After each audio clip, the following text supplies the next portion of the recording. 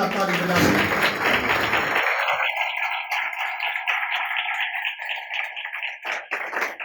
यीशु मसीह के नाम में आप सबको सलाम। आए खुदा के कलाम मुकद्दस को हम खोलें। योएल की किताब उसका पहला बाब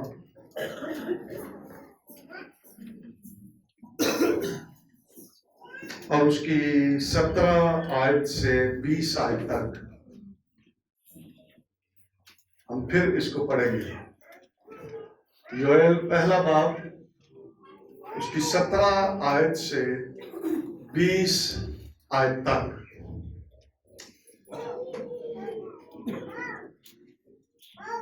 पिछले द्वार हमने 13वीं आयत से पढ़ा था, लेकिन मैं उसको दोबारा वहां से नहीं शुरू कर रहा। 17 आयत से हम दोबारा इसको पढ़ेंगे।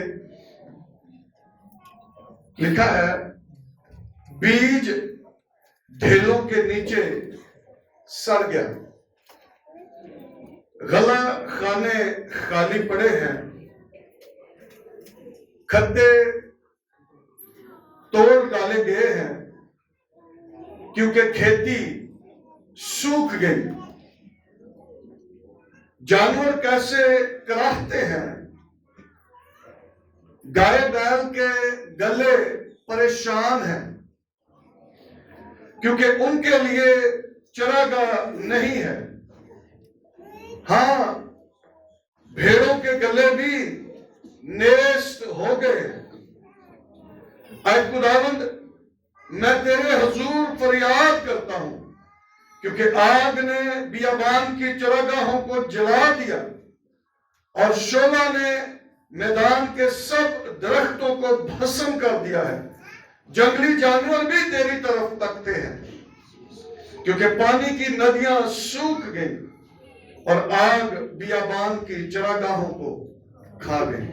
खुदा के पाक कलाम का पढ़ा सुना जाना हम सब के लिए बरकत का बाइस बने। आमीन। तशरीफ रखें।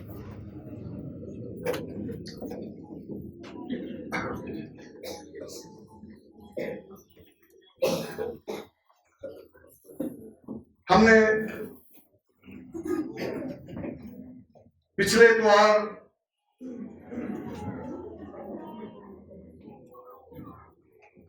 इस कलाम को हमने सुना था और उसमें ताक की हालत भी हमने देखी। खजूर के दरख्त को भी देखा कि वो भी मुरझा गया है। अनार का दरख्त भी वो भी ऐसा ही है।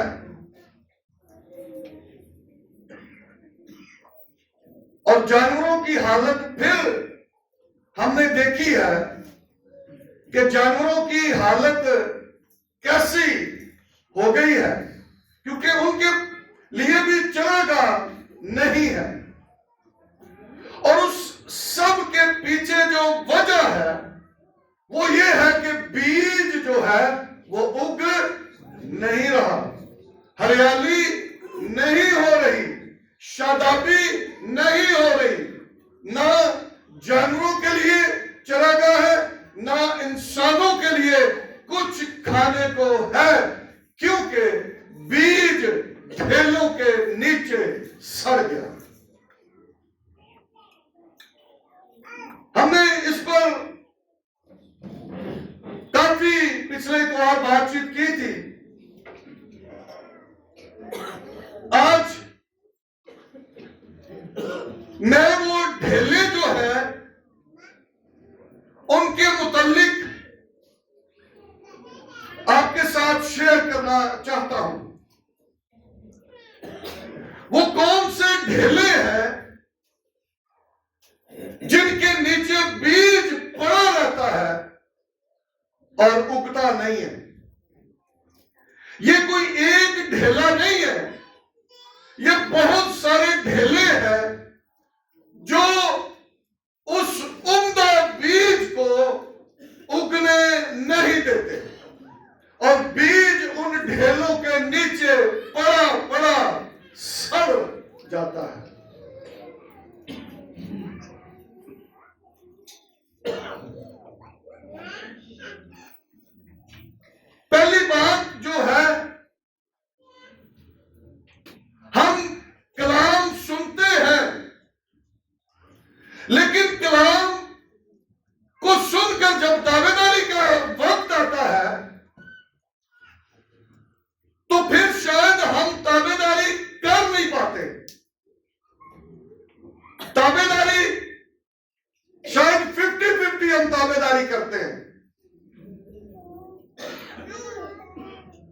कभी ताबेदार बन गए, कभी नाफरमान बन गए। तो ये ताबेदारी नहीं है। मैं दो बादशाहों का जिक्र यहां पर करना चाहता हूं। एक बादशाह जो पूरी ताबेदारी नहीं कर रहा, उसका क्या अंजाम है, और एक बादशाह जो बड़ी ताबेदारी कर रहा है, पूरे तौर से खुदा के साथ चल रहा है।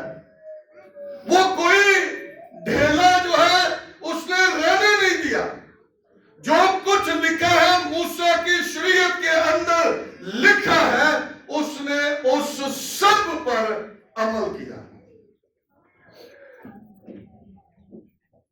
शाह यहूदा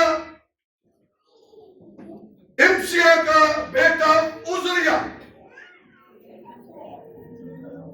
ये सल्तनत करने लगा है। दूसरा तवारीख, दूसरा सलातीन उसका 15वां बाब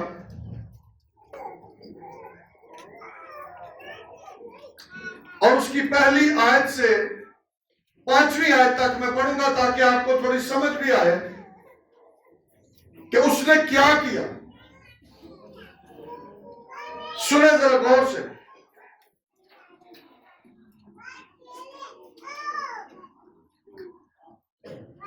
शाह इस्राइल युरबान के 27वें बरस से शाह यहूदा इमसिया का बेटा उजरिया सल्तनत करने लगा।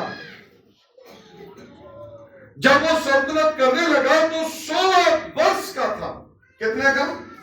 16 वर्ष का था। और उसने यरूशलेम में 52 वर्ष सल्तनत की। कितने?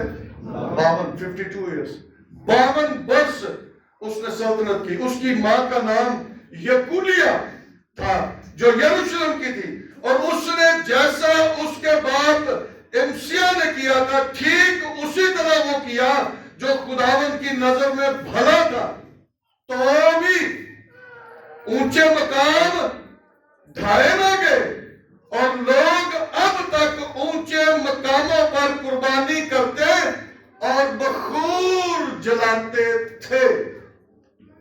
और बादशाह पर खुदावंद की ऐसी मार पड़ी कि वो अपने मरने के दिन तक कोढ़ी रहा और अलग एक घर में रहता था। और बादशाह का बेटा युताम महल का मालिक था और मुल्क के लोगों की अदालत किया करता था। ये बादशाह की हालत आप देख लें। वो पूरी ताबेदारी उसने नहीं की। अपने बाप इमसिया की तरह वो ताबेदार बनने की कोशिश उसने की, लेकिन ऊंचे मकाम ढाए ना गए और लोग वहां पर जाकर बुतों की कुर्बानियां गुजराते थे। पूरी ताबेदारी नहीं की, और इस वजह से उस बादशाह का हाल ये हुआ कि वो अपने मरने के दिन तक कोढ़ी। ये वो हालत है। और ये ताबेदारी का ईमानदार की जिंदगी के अंदर ना होना एक बड़ा ढेला है। और जब तक वो ढेला तोड़ा ना जाए, कोई ताबेदारी कर नहीं सकता। और जब तक ताबेदारी की ना जाए, बीज उग नहीं सकता, हरियाली हो नहीं सकती, जानवर शेर हो नहीं सकते, और ना इंसान उसके वसीला से बरकत पा सकते। दूसरा बादशाह है जिसने ताबेदारी की और पूरी ताबेदारी की। वो पूरे तौर से खुदा के हुजूर फरमाबरदारी और ताबेदारी से चलता रहा। यही दूसरा सलातीन उसका 18वां बाब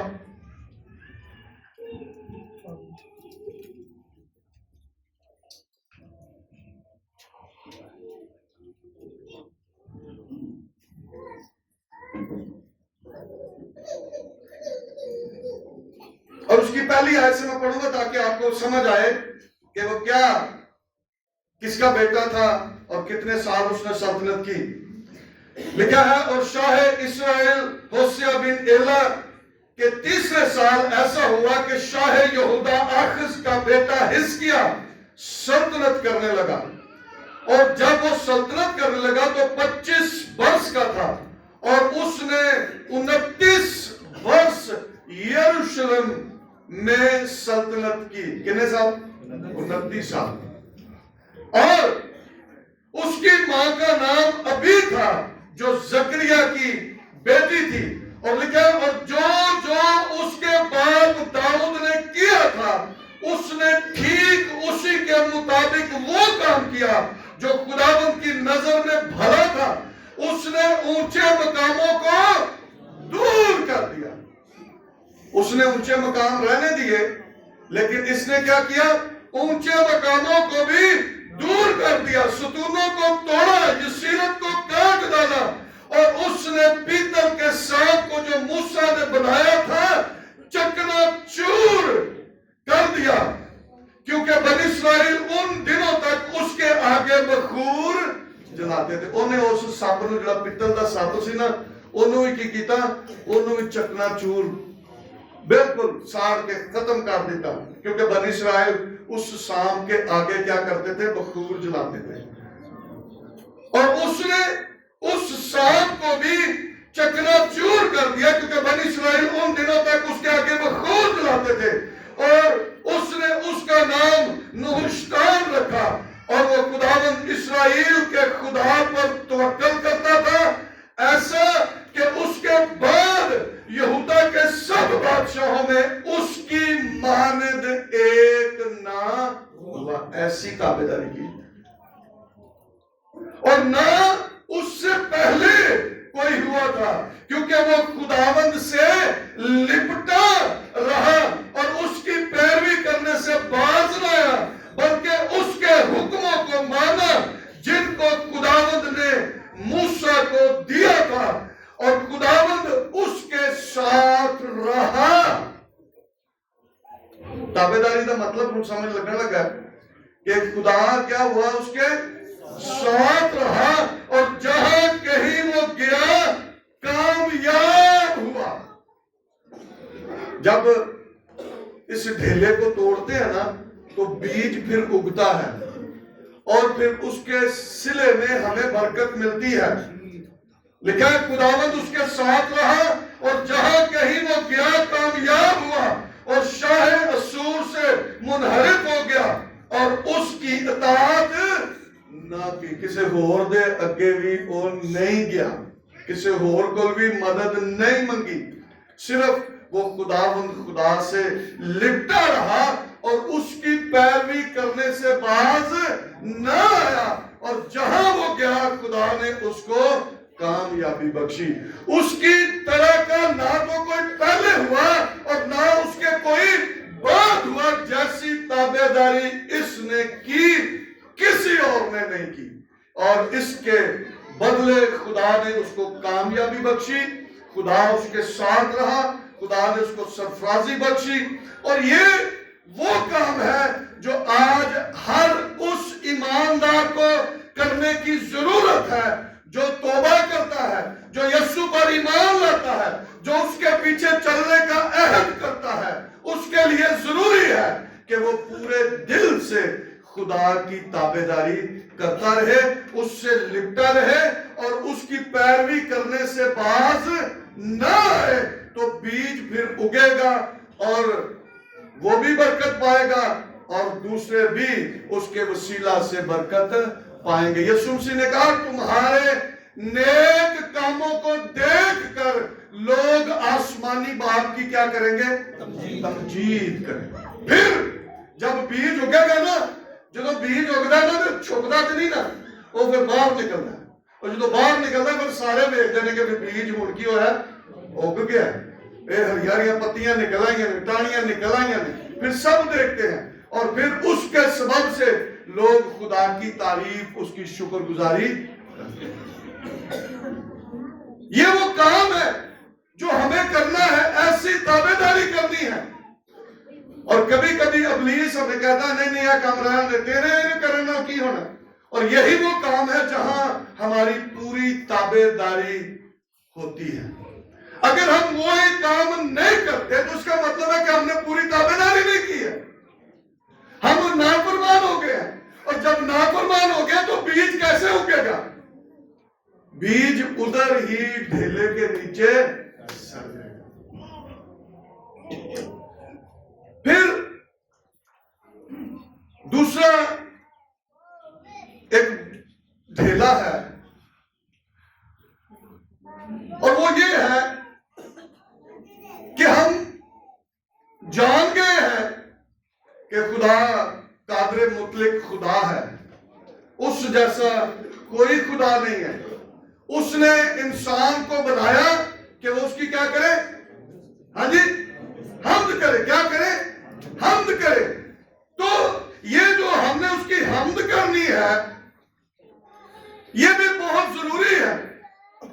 ये ऊपर ऊपर से हम्द नहीं होनी चाहिए, ये दिल से उसकी प्रस्तुत होनी चाहिए, दिल से उसकी सताइश होनी चाहिए, दिल से उसकी शुक्रगुजारी होनी चाहिए। रोमियो के नाम पौलुस रसूल खत लिखते हैं और उसके पहले बाब की 21वीं आयत के अंदर लिखा है, इसलिए कि अगरचे उन्होंने खुदा को जान तो लिया, जान गए।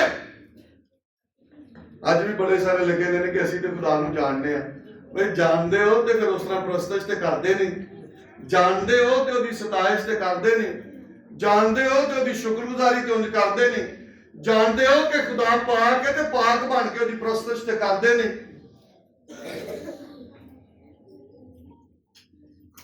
एक हवाला इससे पहले कि हम वो हवाला पढ़े, मैं वापस एक हवाला पढ़ना चाहता हूं। हम याद रखें, हमें जब पता चल गया है एक म्यार का कि खुदा का ये म्यार है, हमें उस म्यार के मुताबिक फिर खुदा की हजूरी में आना है।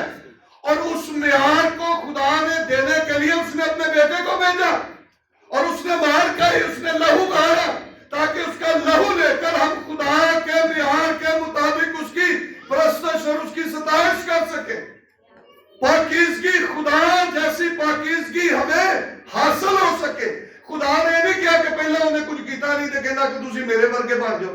उसने अपने जैसे बनने के लिए अपने बेटे यीशु को भेजा, उसने लहू बहाया और उसके लहू बहाने के वसीला से, उसके लहू को अपने ऊपर लेने के सबब से हम खुदा जैसी पाकीज़गी को हासिल करते हैं और फिर खुदा हमारी दुआओं को सुनता है। दूसरा तवारीख 30 बाब और उसकी 26वीं और 27वीं आयत को पढ़ूंगा।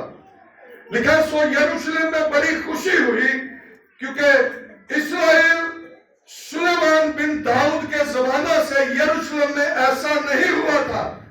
तब लावी कहनों ने उठकर लोगों को बरकत दी और उनकी सुनी गई और उनकी दुआ उसके मुकद्दस मकान आसमान तक पहुंची।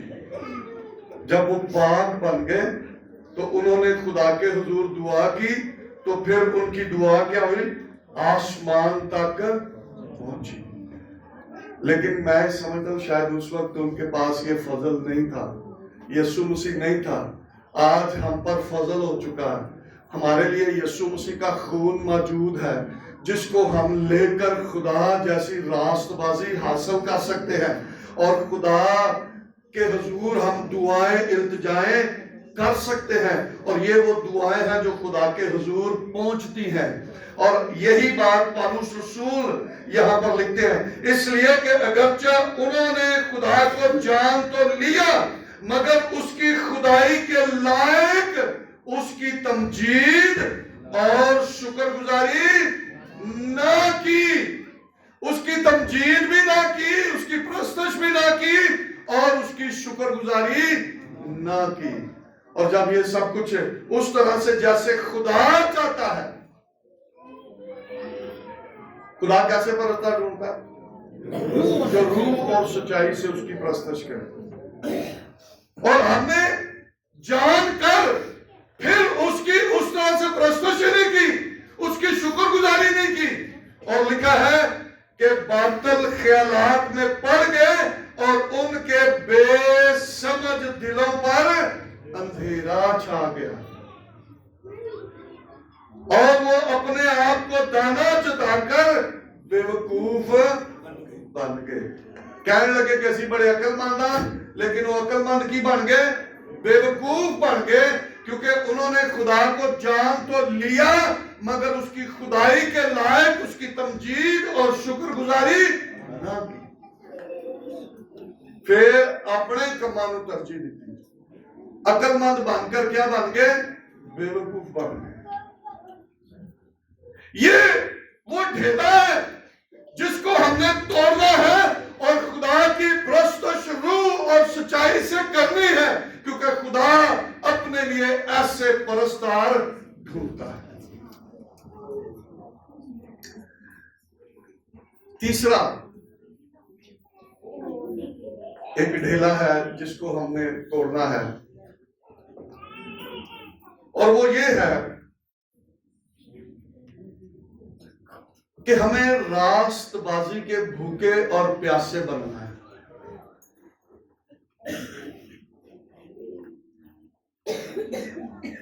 असी कदी आ गए तो कदी ना आए, कदी इबादत कर ली तो कदी ना की। जो दिल किया खुदा दे बुला के, जो दिल किया तो ना की। बहुती बारी तो साडा दिल नहीं करता। हमें राष्ट्रबाजी के भूखे और प्यासे बनना है। अगर हम भूख और प्यास नहीं रखते, तेरा मतलब है कैसी रखे हैं? इसका मतलब है कि हमें जरूरत नहीं है।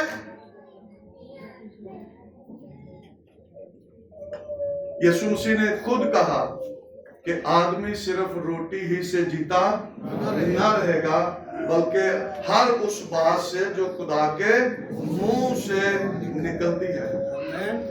हमें उसकी भूख और प्यास लेकर उसकी हजूरी में आना है। यीशु मसीह ने खुद कहा, अगर कोई प्यासा हो तो वो मेरे पास आए। अगर हमारे अंदर प्यास नहीं, तड़प नहीं है, तो शायद फिर हम उस तरह से उसकी आवाज को भी सुनने वाले नहीं बनेंगे। और सुनेंगे नहीं तो ईमान कैसे पैदा होगा? और ईमान पैदा नहीं होगा तो बीज नहीं बढ़ेगा, और बीज उधर ही ढेलों के नीचे सड़ता रहेगा। हमें भूख और प्यास लेकर खुदा की हजूरी में आना है। हमें फिक्र होनी चाहिए कि मैंने खुदा के घर में जाना है, मैंने उसका कलाम सुनना है, ताकि उस पर अमल करके मैं बरकत पाऊं, और वो बीज जो मेरी जिंदगी में बोया जाए वो बढ़े, वो उगे, मुझे भी बरकत मिले और दूसरों को भी उसके वसीला से बरकत मिले। यही ये बेटी नीला अभी यही दुआ कर रही थी कि जो बीज बोया जाए वो उगे। और हमें इस तरह से खुदा की हुजूरी में आना है और ये भूख लेकर आनी है कि मैं जो कलाम का बीज आज मेरी जिंदगी में बोया जाए वो उगे और वो मुझे भी बरकत दे और दूसरों को भी उसके वसीला से बरकत मिले। ये अगर हम ये काम नहीं करते हैं तो मैंने पहले कहा कि शायद हमें फिर जरूरत महसूस नहीं हो रही कि हम खुदा का कलाम सुने। इमसाल 27 बाब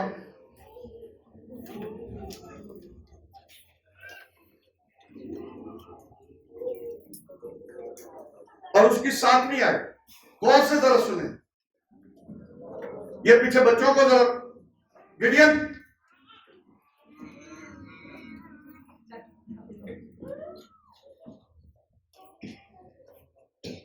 इमसाल 27 बाब और उसकी 7वीं आयत को मैं पढ़ूंगा। आसूदा जान को शहद के छत्ते से भी नफरत है। जिला रजिया होवे ना, फिर ਉਹਦੇ ਅੱਗੇ ਭਾਵੇਂ ਤੁਸੀਂ ਮੁਰਗ ਮੁਸੱਲਮ ਰੱਖ ਦਿਓ, ਬੱਟ ਕੜਾਈ ਰੱਖ ਦਿਓ, ਕੁਝ ਵੀ ਰੱਖ ਦਿਓ, ਫਿਰ ਉਹਨੂੰ ਉਹਦੇ ਨਾਲ ਕੋਈ ਸरोकार नहीं, क्योंकि ਹੁਣ ਰੱਜਿਆ।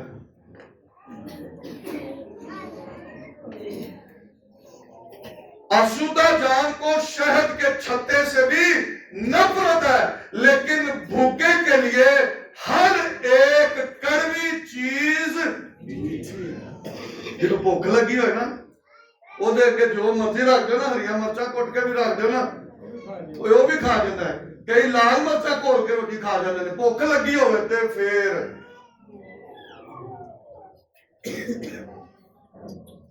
भूखे के लिए कड़वी चीज भी क्या है?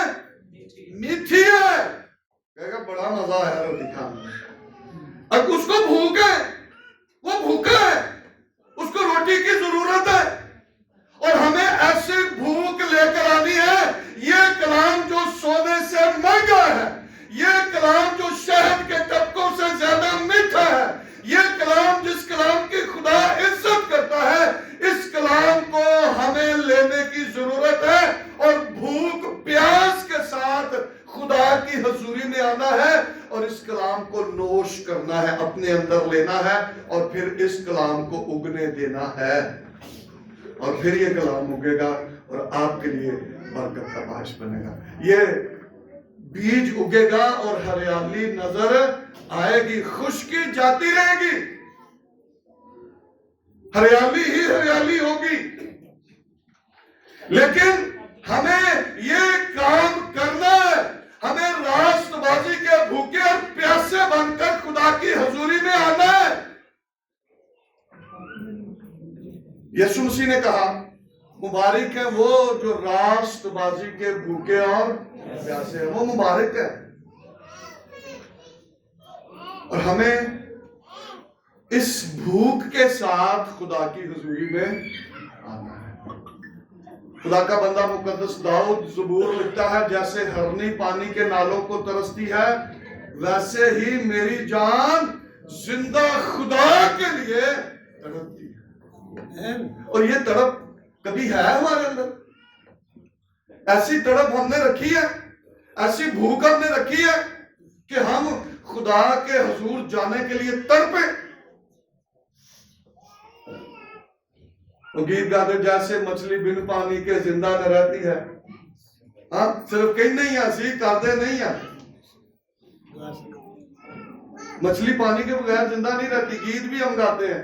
लेकिन क्या हम भी समझते हैं कि हम खुदा के बगैर हलाक हो जाएंगे, हम खुदा के बगैर मर जाएंगे, हमारी कोई जिंदगी नहीं है, हमारा कोई मुस्तकबिल नहीं है? हमें खुदा की हुजूरी में आना है और भूख प्यास के साथ आना है, और फिर ये ढेला जब टूटेगा, खुदा अपने कलाम की कुदरत से हमें बरकत देगा। ये बंजर जमीन जरखेज होगी और बीज उगेगा और फिर बरकत भी मिलेगी और खुदा का जलाल भी हमारे वसीला से जाहिर होता रहेगा। लूका 10वें बाब के अंदर दो औरतों का जिक्र है।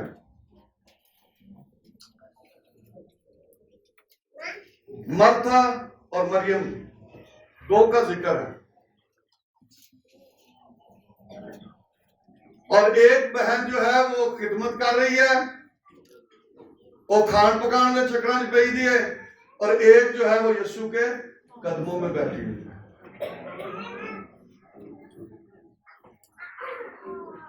लूका 10वां बाब में जल्दी से दो आयत ये पढ़ूंगा, 41वीं और 42वीं आयत।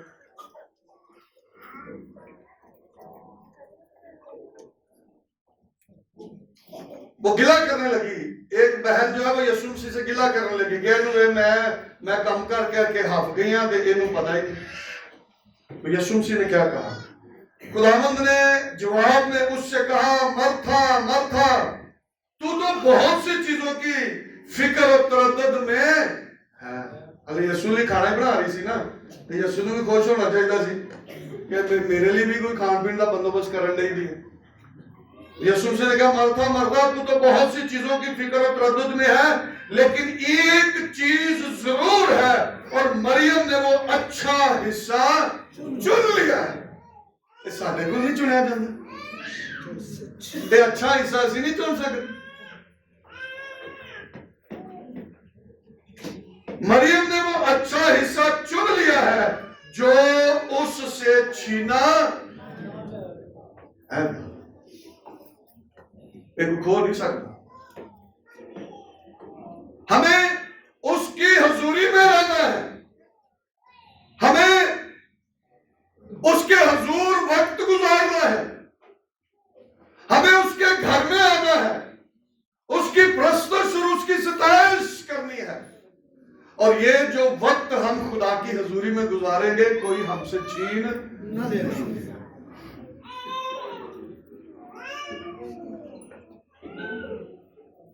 फिर एक और जो ढेला है खानदानी है। मियां बीवी की आपस में सुर ना होना, एक दूसरे की इज्जत एहतराम ना करना,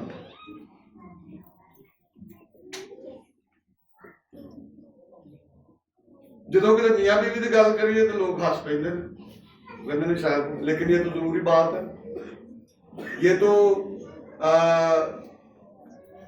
बाइबल के अंदर दुल्हा और दुल्हन की बात है, मसीह की कलीसिया की बात है, और ऐसे ही मियां बीवी की को तशबीह दी गई है। और खानदानों के अंदर लड़ाइयां झगड़े और फिर ऐसी बातें हैं, और उसकी वजह यह है कि एक दूसरे की फिक्र ना करना, एक दूसरे की इज्जत ना करना। बीवी शोहर के ताबे रहे और शोहर बीवी से मोहब्बत रखता रहे। और पतरस अपने खत में लिखता है कि ऐसा ना हो कि तुम्हारी दुआएं रुक जाएं। अगर कुछ इस तरह करेंगे तो फिर दुआएं रुक जाएंगी। मैं इस पर बहुत बात नहीं करना चाहता, लेकिन जरूरी है कि हम इस ढेले को भी तोड़ें। मियां बीवी का एक होना बहुत जरूरी है। और मैंने बात की कि अभी जो हालात चल रहे हैं इसके अंदर मसीहों के आप देखें कि तलाकें बहुत हो रही है, डिवोर्स बहुत हो रही है, सेपरेशंस बहुत हो रही है। अभी पिछले दिनों हमारी यहाँ पर मीटिंग थी और उसमें एक पॉइंट पर हमने बातचीत करनी थी कि कोई पॉलिसी बनाए कि क्रिश्चियन डिवोर्स की कोई, हम असेंबलीज ऑफ गॉड की कोई पॉलिसी बनाकर लोगों को दें। इस कदर ये मसला जो है ये बढ़ रहा है, और उसकी वजह ये है जो बुनियाद है उस पर हम काम नहीं कर रहे हैं। तलाका किस तरह काम होंगे भाई, नीचे जो ग्रास रूट लेवल पर काम है उस पर हम काम करें।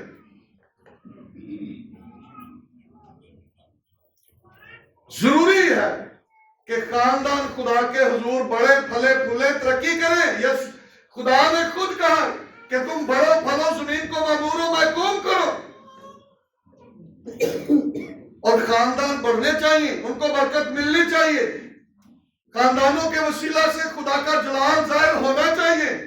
लेकिन ये कैसे होगा कि मियां बीवी एक दूसरे के लिए बरकत का बायस बने। फिर ये ढेला जो है ये टूटेगा, और यही वो कलाम का बीज है जो मैं आज बो रहा हूं, जो पहले भी बोया गया है, लेकिन हमने उस बीज को उगने नहीं दिया। जिथे ताबेदारी का काम होए ना उथे साडे कोलों ताबेदारी नहीं होंगी। बीवी की मैंने पहले भी बात की है, एक जिम्मेदारी है कि वो अपने शोहर के ताबे है, बस गल खत्म। और शोहर अपनी बीवी से मोहब्बत रखे। कई बारी कहते हैं कि जी ये तो मोहब्बत रखता नहीं है, तो तू तो अपना काम कर ना, तू तो ताबेदारी कर। तेरी ताबेदारी के वसीले में खुदा ओदी जिंदगी च काम करेगा और एक दिन आएगा कि ओ जो तू चाहनी है वो काम करे।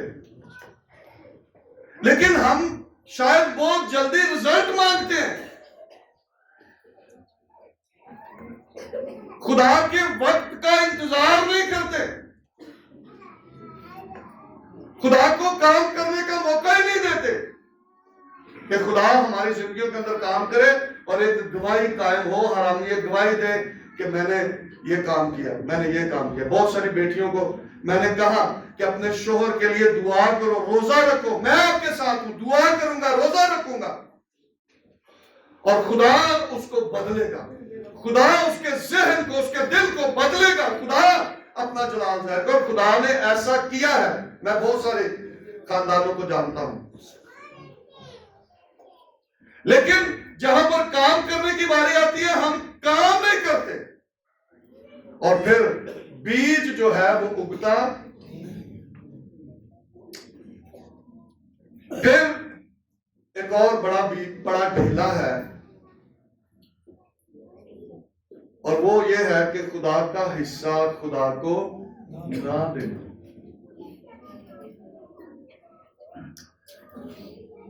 यीशु मसीह ने कहा जो कैसर का वो कैसर को दो, जो खुदा का वो खुदा को दो। पिछले महीने लोगों ने लख लख बिल आए ने, 50,000 बिल आए ने, उन्होंने दिते ने, लेकिन जिथे खुदा की वारी आ जाती है उथे वो ढेला साढ़े लिए बहुत बड़ा बन जाता है। असं कहने टुट ही नहीं सकता है, बहुत बड़ा है।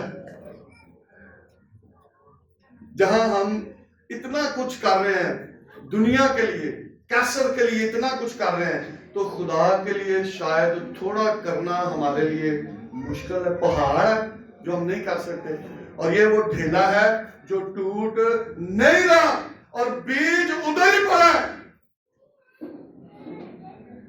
बीज बोया नहीं गया तो उगना कहां से है? बीज बोया गया ढेलों के नीचे पड़ा है, ढेला टूटा ही नहीं है, हमने तोड़ने की कोशिश ही नहीं की। कई लोगों को मैंने देखा है 6-6, 7-7, 7 साल उन्होंने कभी कोई हदिया ही नहीं दिता। ढेला के तो टूटना, ढेला टूटेगा, बीज उगेगा, बरकत मिलेगी। लिखा है इससे मेरा इम्तिहान करो, मैं आसमान के दरीचे खोल कर तुम पर बरकत बरसाता हूं कि नहीं, यहां तक कि तुम्हारे पास रखने के लिए जगह ना। कैसर दी जिन्नी सानू फिक्र है ना, उन्नी खुदा दी फिक्र नहीं। तो अव्वल दर्जा हम खुदा को कैसे दे सकते हैं? ये वो खुदा का हिस्सा है जो हमने खुदा की हुजूरी में पेश करना है, और खुदा के हुजूर ये पसंदीदा काम है, और खुदा इसकी खुशबू लेता है। फिलिपियों के खत को जरा जल्दी से,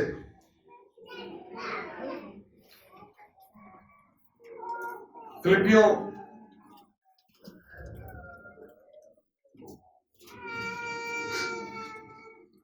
चौथा बाब और उसकी 18वीं आयत लिखा है, मेरे पास सब कुछ है बल्कि इफरात से है, तुम्हारी भेजी हुई चीजें अफरदुस के हाथ से लेकर मैं आसूदा हो गया हूं। वो खुशबू की है जो हम खुदा को देते हैं, की है खुशबू, फ्रेग्रेंस, खुशबू जो हदिया खुदा को पेश करते हैं। पौलुस रसूल कह रहे हैं वो खुशबू और मकबूल कुर्बानी है। क्या?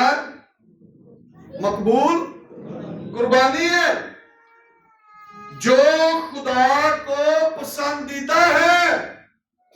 खुदा पसंद है।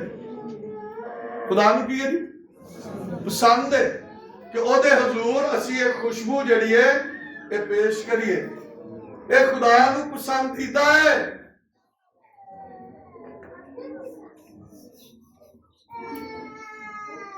तो बीज उधर ही पड़ा है, ढेले के नीचे ही है और ढेला टूटा नहीं है।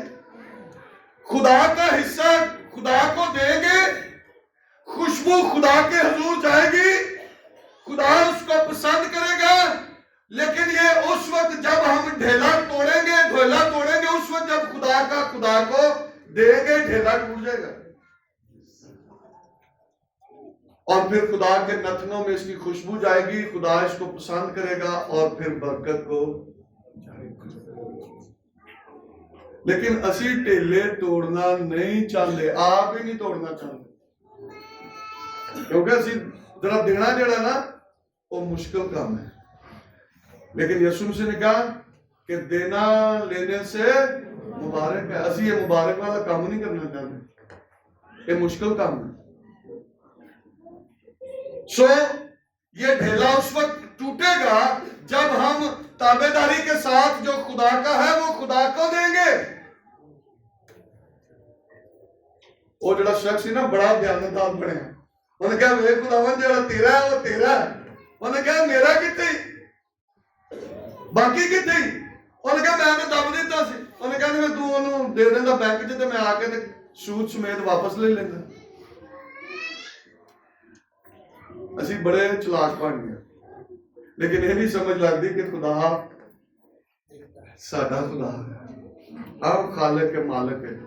सो हमें खुदा का हिस्सा खुदा को देना, तो ढेला टूटेगा और फिर ये बरकत जो है आसमान खुलेगा, दरीचे खुलेंगे और बरकत बरसेगी और खुदा का जलाल हमारी जिंदगियों के अंदर जाहिर होगा।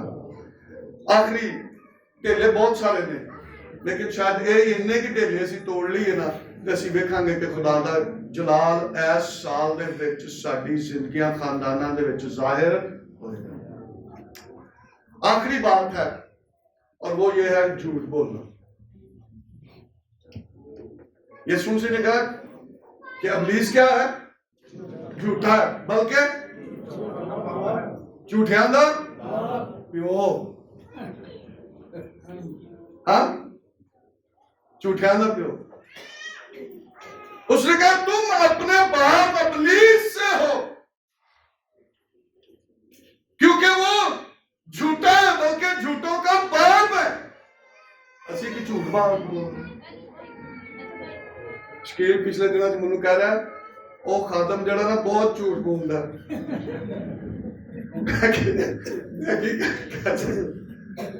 खादम के सारे ही उन्हें लाने लथे ने की करिए। हमें इस झूठ के ढेले को तोड़ना, फिर गुनाह न कर, फिर गुनाह नहीं करना, फिर गुलामी के जुए में नहीं अपना सर देना, बल्कि जब उसने हमें आजाद किया है तो आजादी से उसकी प्रस्तश और सताइश करते रहना है। और यीशु मसीह का नाम हमारी जिंदगियों से जलाल पाएगा और ढेले टूटते जाएंगे और बीज उगता रहेगा। हम भी बरकत पाएंगे, हमारे आस पड़ोस भी बरकत पाएंगे और यीशु मसीह के नाम को इज्जत और जलाल मिलता रहेगा। और हमने इन ढेलों को तोड़ना है। आमीन, आमीन। आए दुआ करें, अपने सरों को झुकाएंगे।